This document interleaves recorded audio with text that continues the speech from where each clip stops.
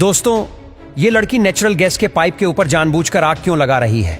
और ऐसी हरकत ये लोग करते ही रहते हैं, क्योंकि जब कच्चे क्रूड ऑयल को जमीन से निकाला जाता है तो कभी कभी बोनस में हमें तेल के साथ नेचुरल गैस भी बाहर आने लगती है। और जब ऑयल कंपनी को इस गैस की जरूरत नहीं होती है तो वह उसे इस तरह जला देते हैं जिसे रूटीन फ्लेयरिंग कहते हैं।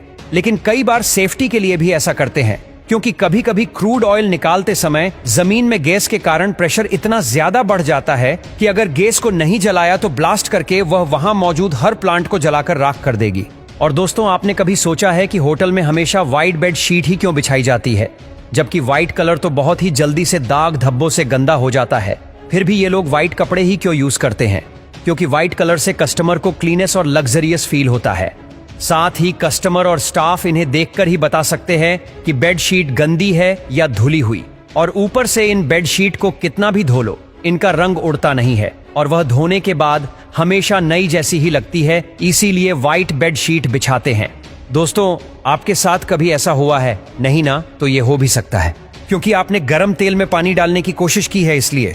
दरअसल कभी कभी किचन में खाना बनाते वक्त कुकिंग ऑयल में आग लग जाती है, जिसे बुझाने के लिए ज्यादातर लोग उस पे पानी डाल देते हैं, जिससे आग बुझने के बजाय ऐसे बवाल खड़ी कर देगी मानो आपने आग की बेटी को छेड़ दी हो। इसीलिए इसे बुझाने के 3 सिंपल तरीके हैं। पहला तो किसी मेटल के ढक्कन से आग को ढक दो, जिससे ऑक्सीजन सप्लाई कट होने से आग बुझ जाएगी, या फिर बेकिंग सोडा लेकर स्वाहा बोलते हुए आग में डाल देना, आपका काम हो जाएगा। और फिर भी बात ना बने तो तुरंत फायर सेफ्टी के बोतल का इस्तेमाल करना, क्योंकि अगर ज्यादा देर हो गई तो बूम। दोस्तों, प्लेन में runway too short, runway too short, runway too short, ये अलार्म कब बजता है आपको पता है? ये तब बजता है जब लैंडिंग के दौरान पता चलता है कि रनवे की लंबाई लैंडिंग के लिए बहुत ही छोटी पड़ेगी। ऐसे में पायलट के पास सिर्फ एक ही ऑप्शन होता है, प्लेन को दोबारा आसमान में ले जाना, वरना प्लेन रोड पे दौड़ने लगेगा।